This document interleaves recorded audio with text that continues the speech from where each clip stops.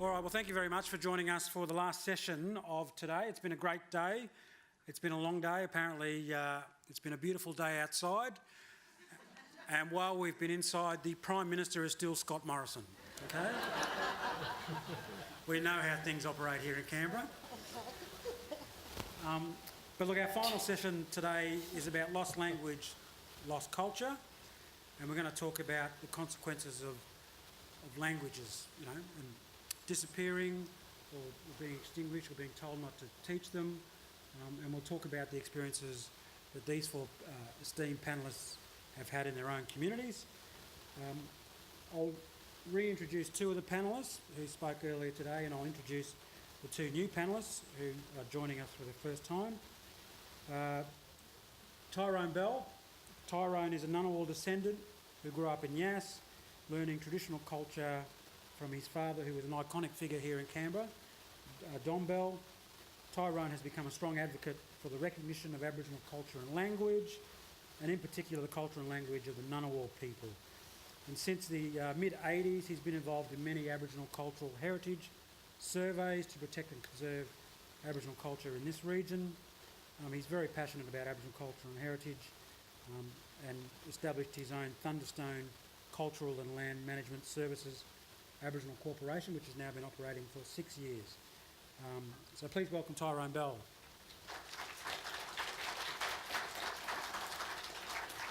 Also joining us is Aunty Lynette Nixon. Now, this woman is quite simply a superstar. She is a Gungari woman from southwest Queensland who is very passionate about the revival of traditional language. She has taught the local language to school students and written six children's storybooks. She works as the director of the Gungari Native Title Aboriginal Corporation and is the representative on the Northern Bases Aboriginal Nations Committee. Last year, she stole the National Naidoc Awards ceremony when she was named the 2018 Naidoc Female Elder of the Year, which recognised her lifelong work and incredible contribution to her community in southwest Queensland. So please welcome the 2018 National Naidoc Elder of the Year, Aunty Lynette Nixon.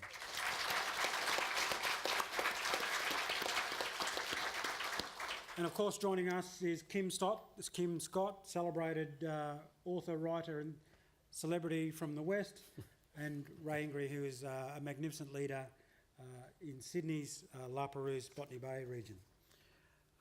So if we've got any questions, we're going to ask some questions throughout here. So again, please have those questions ready.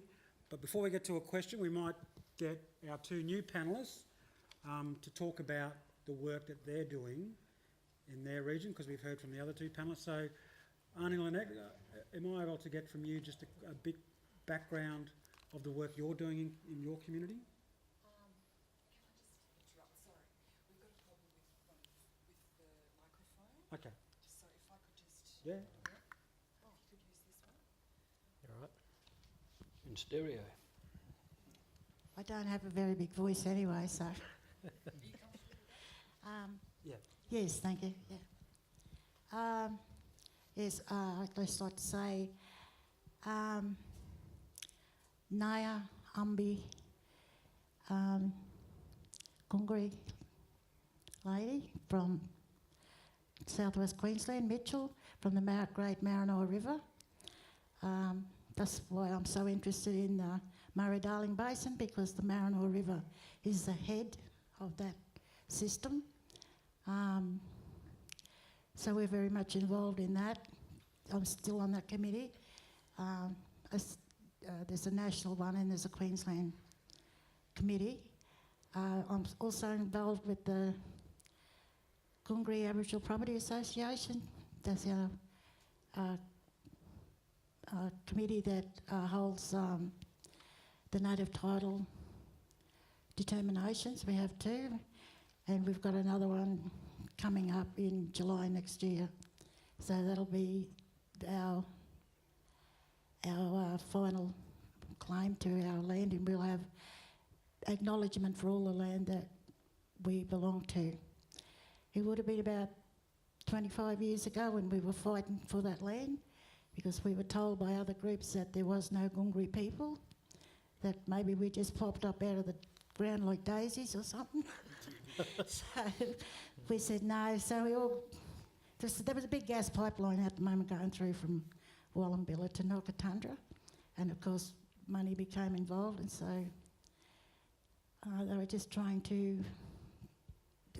kick people off, get them out there, and it was a really, really bad shame because we were fighting with our own people, and it was really, really sad because a lot of them old people from them other tribes, we grew up with them, and we were all very good friends, and some of us were actually family, so that hurt very much. But in 1985 we had a big Yamba reunion in Mitchell, and that started out because our kids were playing truancy at school, weren't going to school.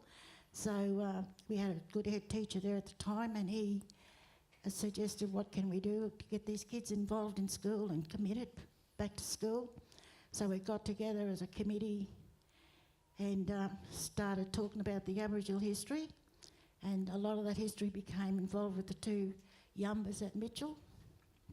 The top Yamba and the bottom Yamba, they were Aboriginal reserves that were given to us by the Queensland government in the 1930s. So the Aboriginal people lived there after the white man came and moved us all off our lands from out bush, and they started building the towns. Well, the Aboriginal people naturally made their places to town. So we moved into town, and then we were close to town, and because they were still holding crobberies and having dances and that in the first Yamba, they decided to build another Yamba further out of town so it wouldn't be disturbing the citizens of Mitchell. So we moved out there, and the government actually built us 8 weatherboard homes and put us all out there. So we lived there from 1931 to 1967, families, and then in 1967, 68, they bulldozed the Yamba down because of the health reasons. So we were once again dispossessed of our land. So they moved us into town. So we lived there until the 1980s, and then we said, we have to show these people that we are contributing, we are making contributions to this town. So that's when we got together and started doing the research in the local Aboriginal history. We held a Yamba reunion, and after that then we got involved in the schools and started teaching language at the schools and Aboriginal history. So we've broken down a lot of barriers over the years. We are now very good friends with the schools, with the hospitals, with the local council, and I've actually been named Citizen of the Year in Mitchell this year as well, so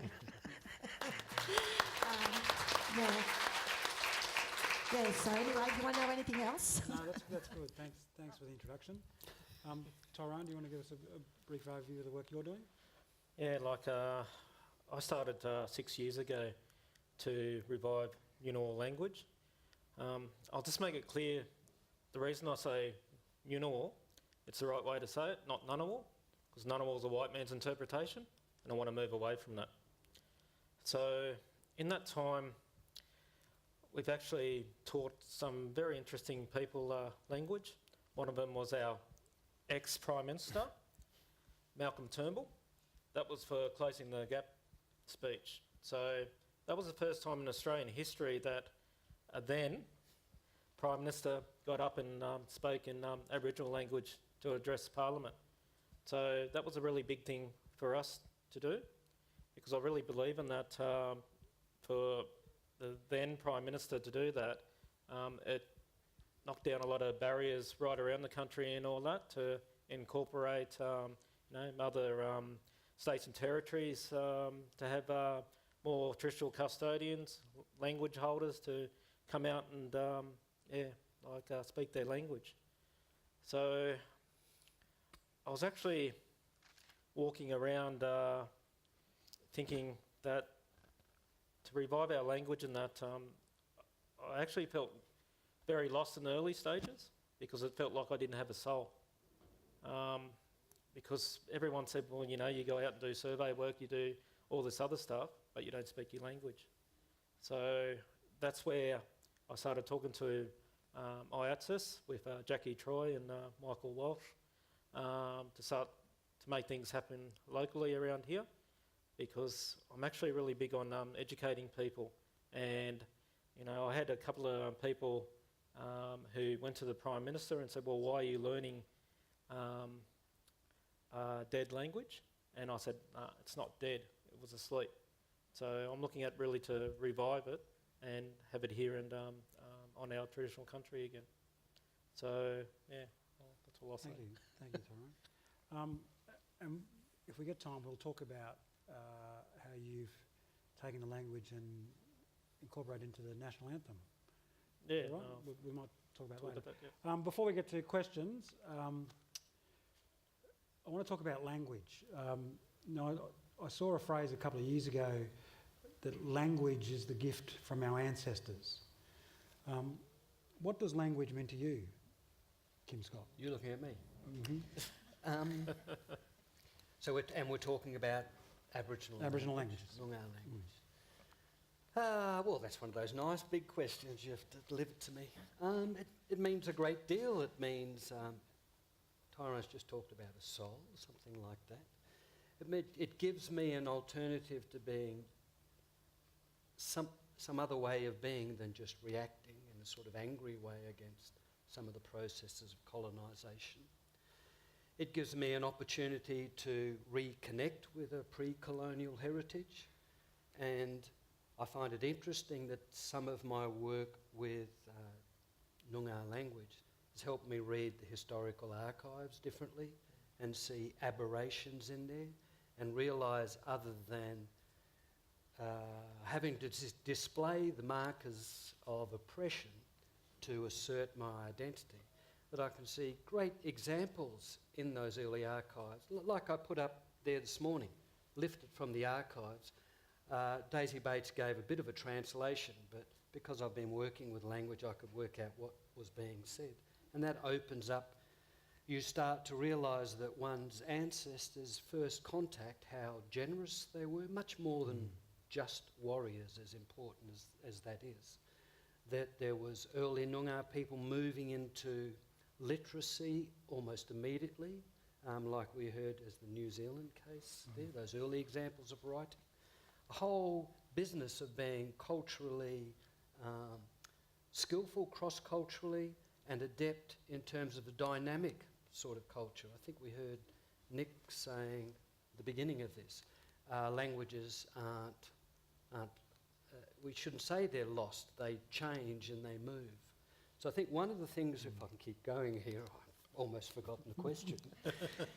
One of the things we're talking about here is, yes, you know, some would say languages are stolen, they're not lost, and I think that's a very strong argument. There's also the issues that languages change, and I like to say, you know, if someone says, what's your Noongar name? I like to say Kim Scott is my Noongar name. As part of that, it's where you're coming from and pulling everything and the new into the way things are now. One of the key issues, I think, with, if we're saying lost or stolen languages, is having access to a classical language, a classical heritage. And I use that sort of terminology to think about, where would everyone here be? Where would so-called Western civilization be without the access to, was it Latin and Greek and Roman? There was a cultural renaissance, as I understand it, in the Northern Hemisphere that came from digging up shards of pottery and broken statues and rediscovering an ancient language and the perspectives and ways of being that made available. Well, I think that should be, and that's what I work toward myself, is accessing that classical language so it can inform the way I am now. And it means you do want to learn that classical language so that it can enrich all the language possibilities you have now and make it a stronger and more complete way of being, and deeply embedded in landscape, not shards of pottery, not broken statues, but landscape representing story, song and language. That should mean an onomatopoeia. I'll keep going. And the musicality. I can't stop him. He's an author. He's an author. They get paid by the word, I think. That comparison, that's right, that's right. I've come a long way. I've come a long way. You know, again, those parallels with the Latin Greek stuff is you have a language that has internal consistency. So it has great possibilities in terms of rhythm and assonance and rhyme. You know, in English, all the way you talk about the different poetic metres and so on comes from Latin. And I know it's the case in Noongar. Once you start swinging it together, it's to me, and I think to others, it has an inherent musicality because it's internally consistent, unlike the bastard nature of English.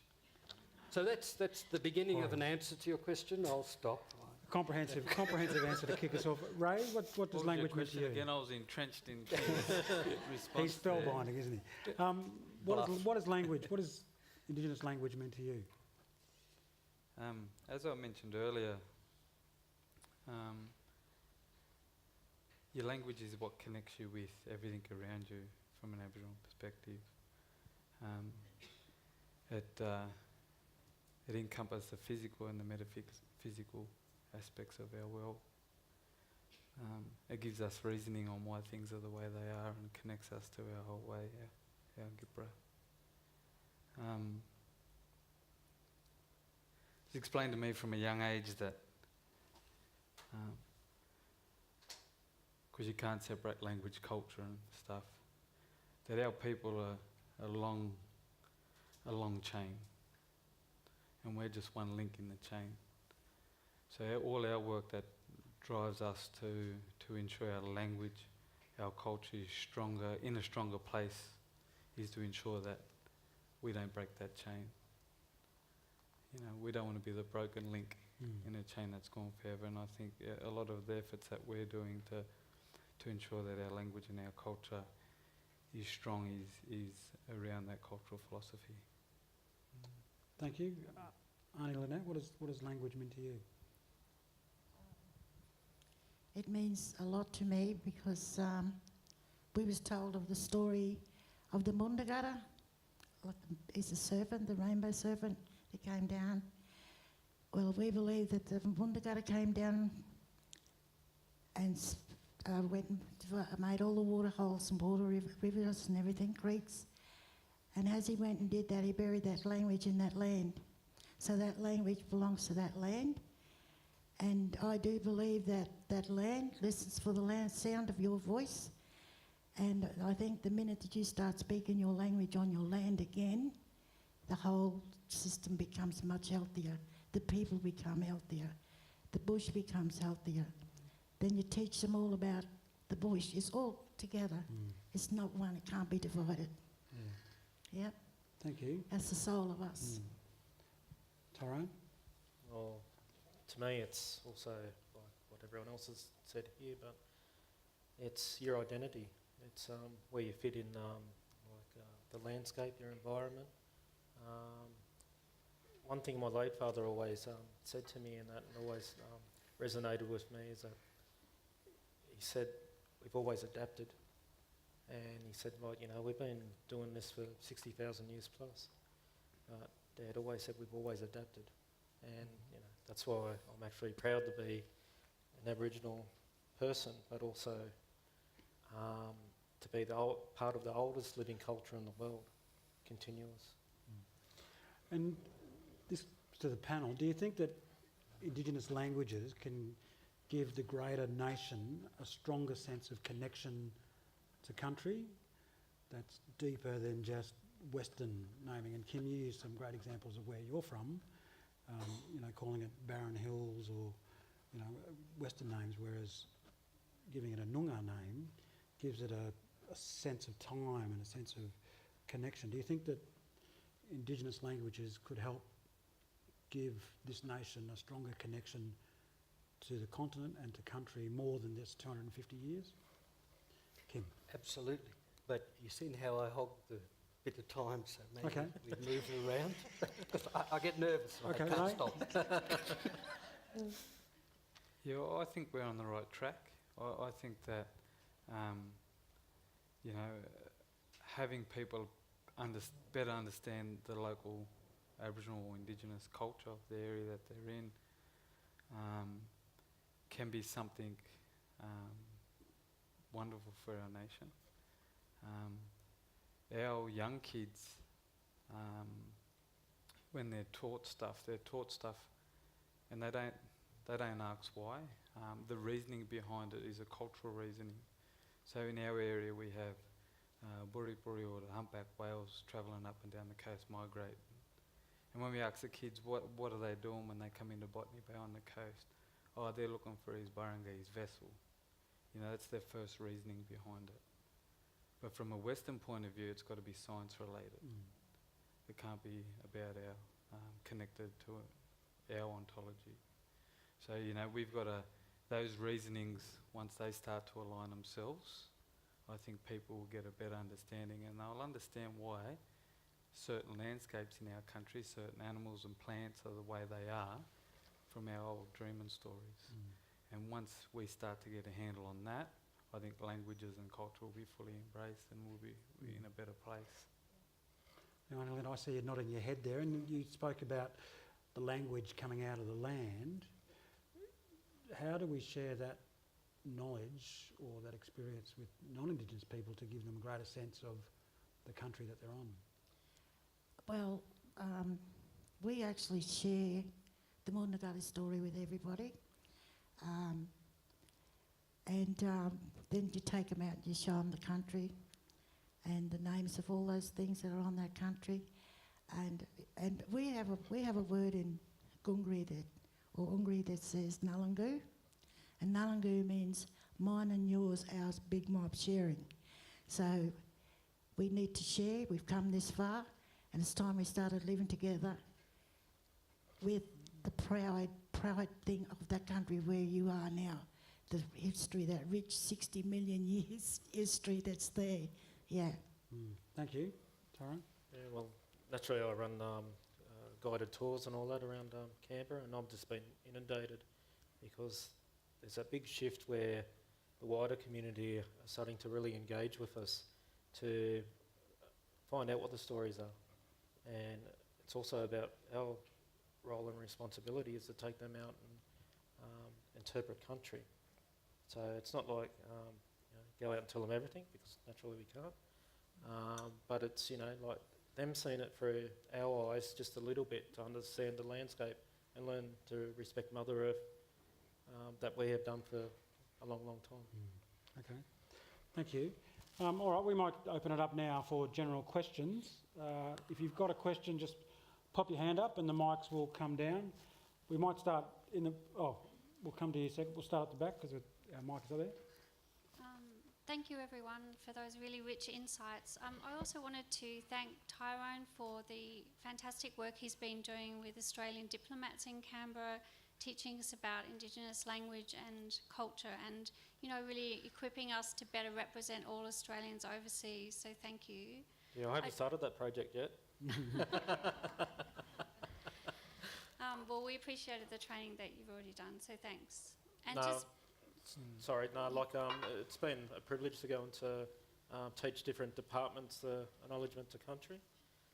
We're building on that, and I'm hoping to get others involved in our community to actually go out and teach it as well. It all comes back to wellbeing. So that was my question, really, to pick up on what Kim was saying, about the role of language in healing. And we hear a lot about intergenerational trauma and memory. And I just would love to hear your comments and reflections on the role in healing. Thank you. Well, like I said, to me, and that, I was walking around not having a soul for a long, long time. So it was really good to start this journey to revive language because, a lot of research I was looking at. Something what really got to me was finding my late father on a tape. He was actually singing a song in language. It was actually the Bunyip song. And when I heard that song for the first time, this is after, of course, when my father passed on, I just cried. And it was just hearing his voice, but also hearing him sing language. And yeah, so I'm getting a bit emotional now about it, but yeah, it's just, you know, like, it's hard to explain on that, but it was like that old tape wanted to be found, and I found it. Yeah, absolutely. Aunty Lynette, what would it mean to the old people in terms of healing, that they see the next generation learning Gungari language? Yeah, well, I tell you something, them old people, I let you know when you're doing the right thing or when you're not. I mean, if you're doing the right thing, they will send you a sign to say you're doing the right thing. The old, they're just so proud to hear their young great-grandchildren, you know, talking Gungari language.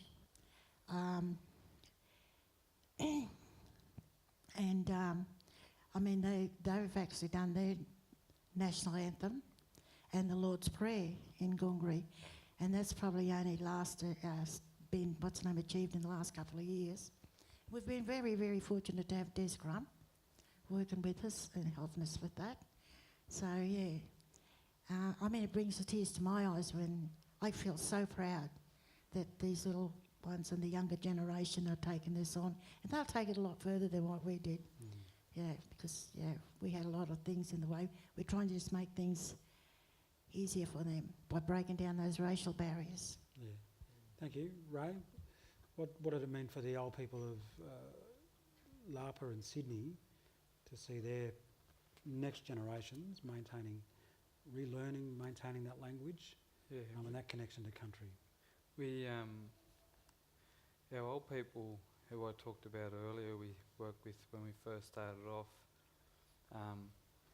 they lived with old people that didn't live under the government intervention era. So they knew how deadly our culture and language was, and they just wanted that back for our younger generation. There is a lot of hurt in our community, particularly old people, because they say, why was it taken away from us? So we've got we see it as a healing process. The uncle that I talked about earlier, where he was a young boy and the police threatened his parents for teaching language. He said, I'm too old now to get into it, but I want you to carry it on, you know, and that's what motivates us. We've got to heal our whole community, because obviously, you know, a place like Botany Bay where first contact occurred, and obviously our community has a long history of living in and around the colony. You know, we've got a lot of healing to get over that intergenerational trauma that's occurred through colonisation and government policies. And so that some of our old people can see the worth of it, because still somewhere in the mindset that it's not worth anything. But the good thing about that is our young people are the ones that are coming out with the thirst and saying we want it. And so we've got support from the older generation, but it's the younger generation that's actually wanting it more than anyone else. All right, thank you, Ray.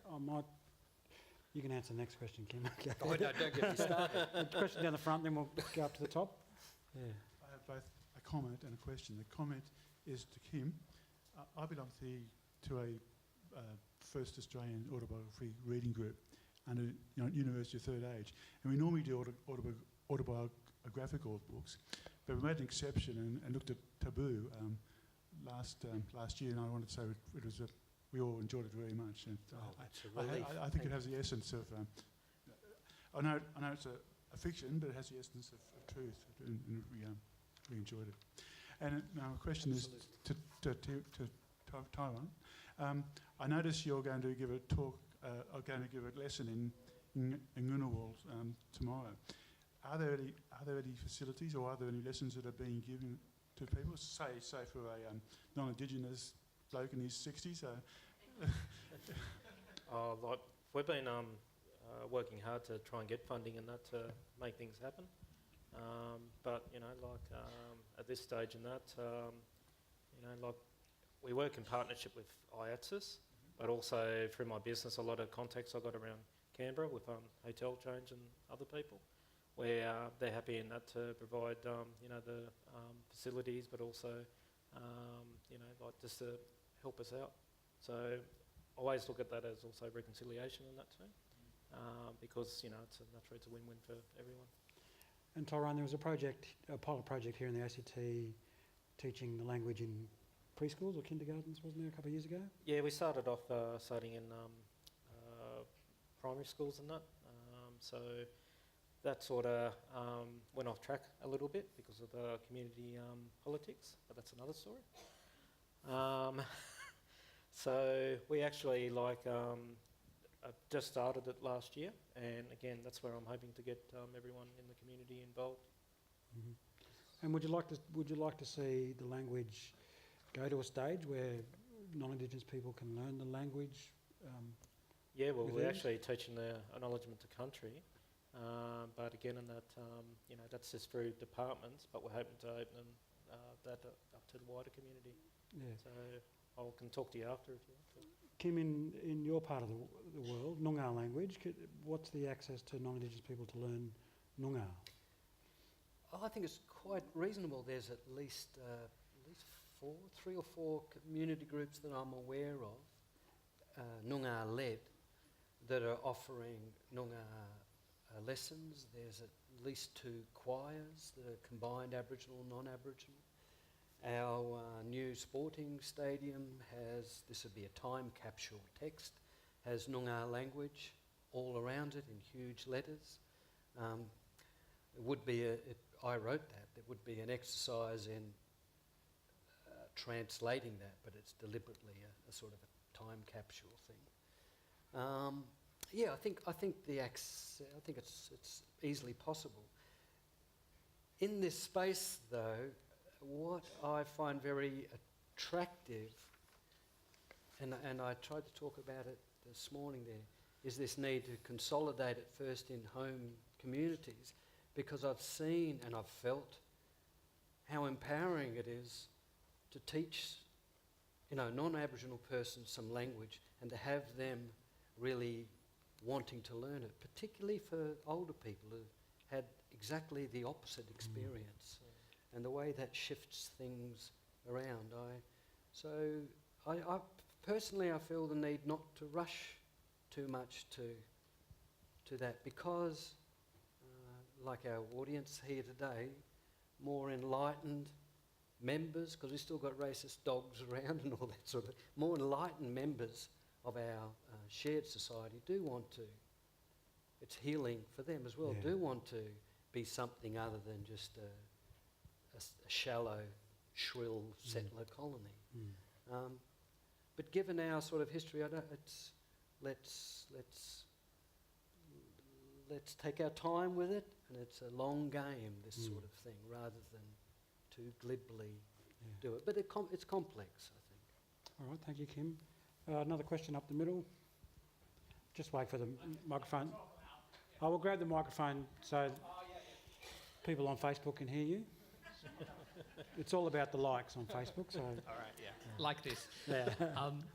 Has there been, this is kind of a bit of an airy-fairy question, but has there been one standout experience that was amazing or fun or inspiring in your journeys of language that each of you would like to share if you want? All right. Aunty Lynette, I might start with you. Have you had a magic moment in your journey with Indigenous language? Something funny. Yeah.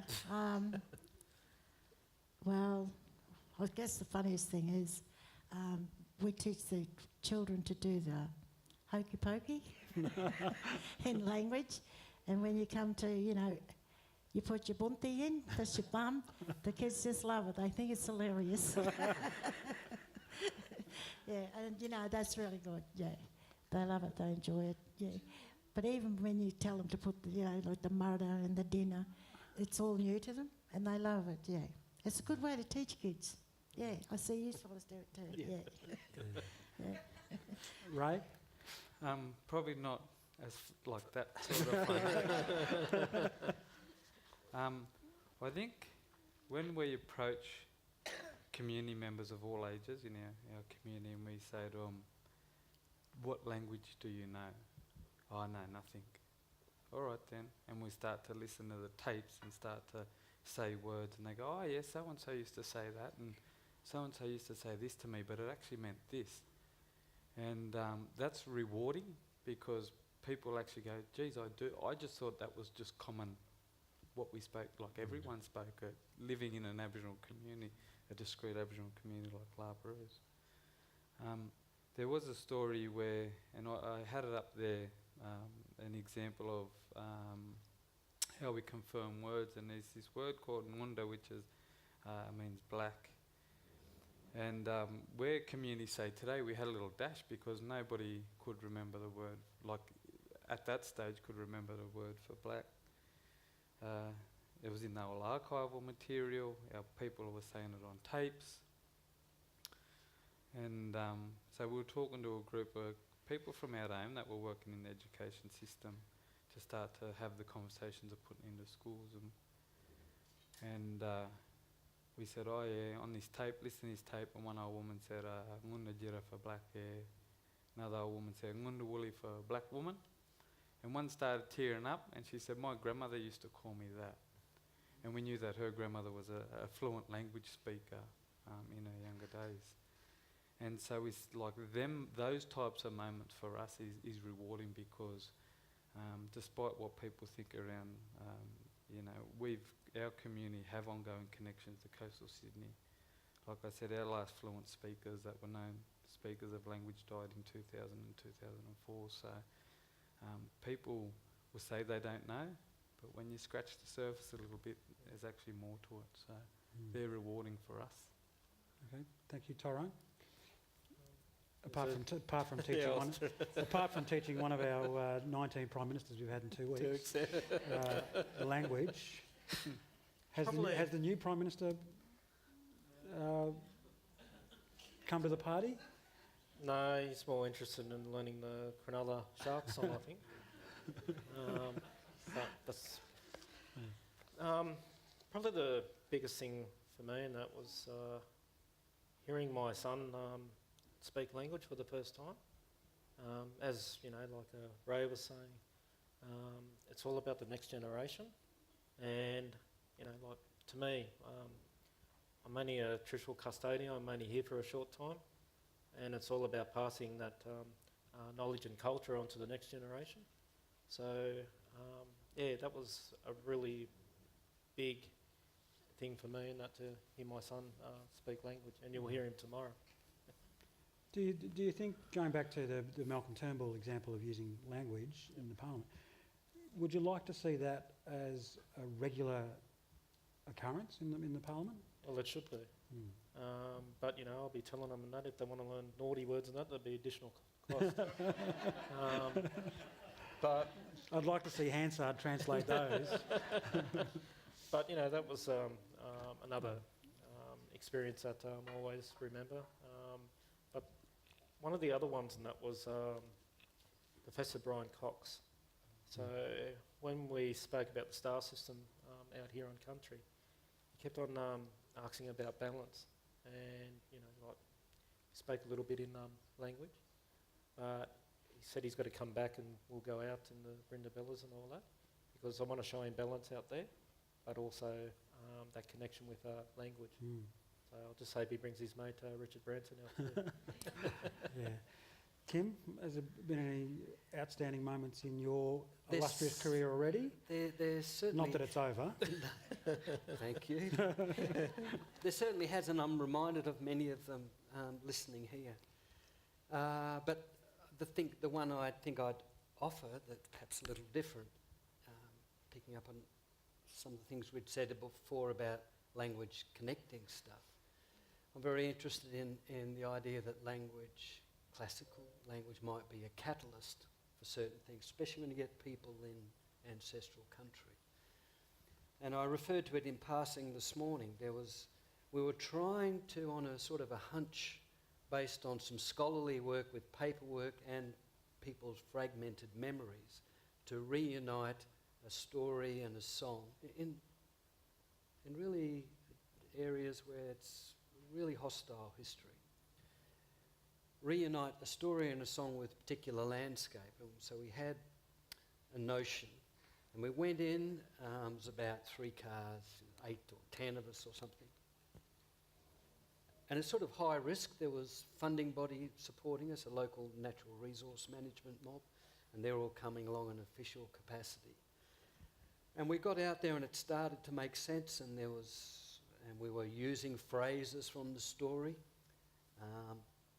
And I think those things do work as a catalyst. And then we had to drive about 80 k's. It's a story about dogs entering the ocean, turn into seals, and then go back to the owner of some of the dogs that were in there. And it seemed in some of the notes, and people remembered being told about it, that there was a rock representing the Noongar looking out over the ocean to see the seals coming in, barking at him. And I was heading us, a fair way heading east from where they enter the water. And my nephew, Clint Bracknell, works with me, he's been mentioned today a couple of times, is a gun muso, so he's leading the musical work. And he was sort of nodding off against the window, and he's singing this song, which I won't sing now, the song to do with the story. And he opened his eyes and he looked up and he said, "I just saw this like a big Easter Island statue head looking out at me." So he stopped us all, and I was meant to be, the expert leading the thing, and I was heading 50 k's down, but that's where it was. And we just look up and there's this huge profile of a granite head looking out over the ocean. And further down the slopes, the rocks had eroded, so they looked like seals looking up at him. And I like to think it was because we had taken a group of people, descended from those that first created human society in that part of the world, and we're on country, we're working with the magic of language, and that had brought it all together. It was glorious, and that's a healing thing and all sorts of things. Thank you, Kim. Question over here. Thank you. I just had a question to the panel about place names, and I was just wondering, in terms of re-establishing names or dual names, what kind of barriers, and I know, Kim, you're talking about a long game as well, what the panel thinks about re-establishing place names. Tyronne, I might start with you on this one. Yep. It's like I get asked this all the time and that about, especially around here in Canberra and that. We know some places, but other places we're still researching in that. And I'm not one of them ones where I'd like to go and make a name up in that. I've got a couple of cousins that love doing that. Now. What's their names, Tyronne? They're probably watching on Facebook. Hope they are. So it's, it's about researching, having that information together to work with the wider community. And, I'm all for dual names. So good example, Black Mountain, we call that Muligugarika. So that interpret means Black's Hill. So, yeah. And would you like to see more of that dual naming across the territory?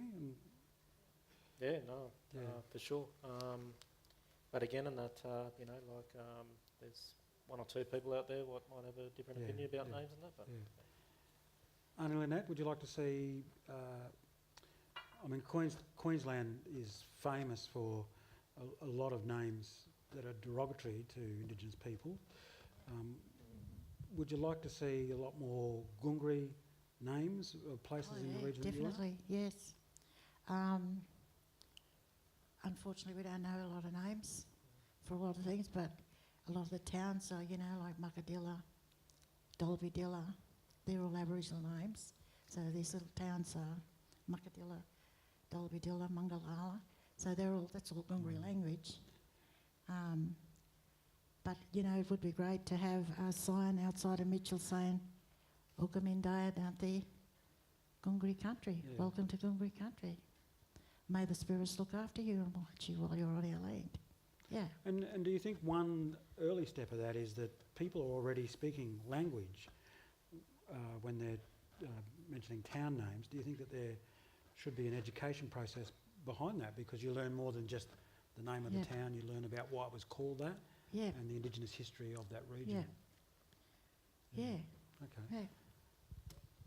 Would you like to see elements of La Perouse and Botany Bay dual naming? Yeah, we've got a lot of place names already in coastal Sydney, so from Sydney Harbour down to Illawarra, that are derived from Aboriginal words. We try and do a bit of, before that, get people to un-westernise their mind. I had a conversation with an Aboriginal person that worked for the Botanic Gardens that was telling me that Coogee shouldn't be the name of the suburb because there's a place at Barangaroo called that, and I said, I don't mean to offend anyone. I said, you're thinking like a white person. I said, because of our old people didn't say which Kudja is the place there at thing, and Kudja, where Coogee is now, our people wouldn't have went, oh, that's named Kudja, so we're not going to name this Kudja. And all that means is, Coogee is bad smell, stink. And so Coogee, so those places are, places where bad smell. So when, and it's to do with the seaweed. The seaweed gets up on the beach after a couple of days, it stinks. So we have kids that in dirty nappies that will go by and someone will yell like, Kudja, Kudja, come change his kid, And so we still use that word. And down the cove at Barangaroo, Kudja, but it doesn't mean that one can't be the same. Philip got his water source at Bunnaby on Yarra Beach. North head of Botany Bay is called Bunnaby because the water source. The water stream that comes out at Circular Quay that sustained the colony for a couple of years is Bunnaby. It's to do with it's a water source. Yeah. So we're trying to educate that first, same as Illawarra, Laura, same as they use the term Eora now. It means beautiful place. Kiama, it's all to do with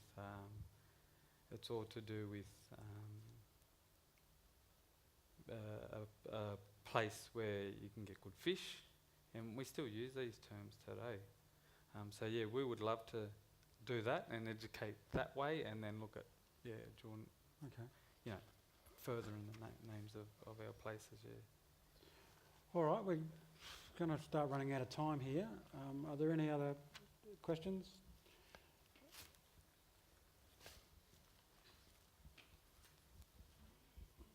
Quick one to finish, and thank you. This has been a spectacular panel. Great day. I'm just wondering what, if every panel member could give your opinion on what collecting institutions or archives or places that hold language material could do to facilitate the work that you're doing, and specifically if there's anything that you think could be done differently to the way that it's being done at the moment. What a great question. I was going to ask that question, but stolen my thunder. Kim? Yeah, Nick's touched on this earlier. Sometimes digitising them makes it easier access. That's possibly part of it, as long as it can be. And that's definitely part of it. Sometimes there might need. I'm reluctant to talk about brokerage because there's so many. It's necessary, but there's so many problems with it. But digitising with perhaps informed and perhaps rostered groups, helping control the access to the relevant communities, so it can be a drip feed of the easily agreed and safe stuff first, might be part of it. Inviting people in, again on some sort of rostered business, so it's not just the same people all the time. Welcoming them and showing them through the collections, including problematic areas that is uncomfortable for various reasons. That might be that's probably a fundamental part of it, I think. Running workshops of that sort of nature, inviting people in to articulate some of the issues the institution feels and share that with the community members. Those sort of things I can formalise engagement? I'm not sure. Okay. Aunty Lynette, what can collecting and cultural institutions do more of? I don't know. Do you deal with local libraries, or do you think?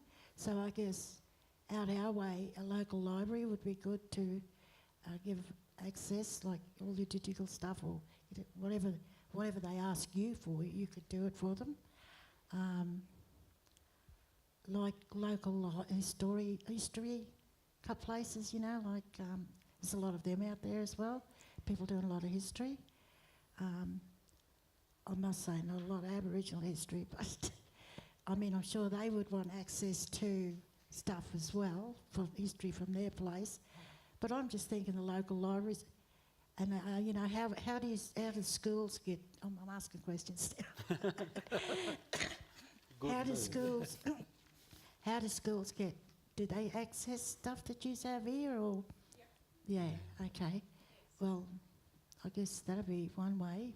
So you'd like to see it as a two-way process that institutions can give to communities, but communities can help enrich cultural institutions? Yeah. I don't know, there has to be an easier way for people in little small country towns way out west, wherever, to be able to assess all this wonderful knowledge and stuff that you have here. Yeah. Right? Access, yeah, I would agree, like access. But be patient. You know, and that goes cultural institutions, academic institutions. Sometimes community isn't ready. And it might be a priority for government, and there might be a deadline, but that's not how we operate. That will go and pass. We'll still be here doing what we do. So be patient with us, and don't get offended when we say, no, we don't want to do that, we want to do. Our community, you would hear a lot, it's about working with us, not for us. And you get a lot more out of it when you work with us than you do just doing something to us or for us. And, you know, a couple of the examples that I've given before around better understanding being able to look at, say, the Matthews papers and interpret through a cultural lens. We have government agencies, for example, that they promote throughout the state in New South Wales these awards called Nangamai Awards. And they say it means to dream. Nangamai just means sleeping. You know, it's a continuous suffix. Similar to the example I gave before, yara mangai, I'm throwing, you know, it's a moving, it's a continuous thing. We have people in fact-based institutions that promote things without doing a lot of the groundwork behind it. You know, Bennelong referred to Arthur Phillip as Byanga or Biana. And because it was translated as father, everyone in Western Sydney and other parts look at that and run around and call their father Biana. But from us, where we are, Bianga just means somebody, the most senior person of that group. So we've got old people that were documented as Bianga, we've got young people, young men, Bianga is females. Jesus Christ we refer to as Bianga. So it's the most senior person of that. So we're able to bring that to institutions, and so just allow us to do it at our own pace. That's okay. It's the most polite way I can say it. Really. All right, thanks, Ray. Tyronne? Probably the big thing is consulting. 'Cause sometimes on that too, I get a lot of departments what come to me about language, and sometimes it just feels tokenistic. So I think that process, like Ray's saying, to be patient, but also make it reoccurring, you know, like throughout the year and that too. Because, you know, I get a lot of people that come to us and that and say, well, you know, I want it in Reconciliation Week or Naidoc Week. And I'll say, no, we go throughout the year. So I think, you know, people need to learn that too. So. All right. Thank you. I'm not throwing my pen at you, mate, sorry. That's all right. I forgive you. Unless there's any other burning questions that people might want to respond.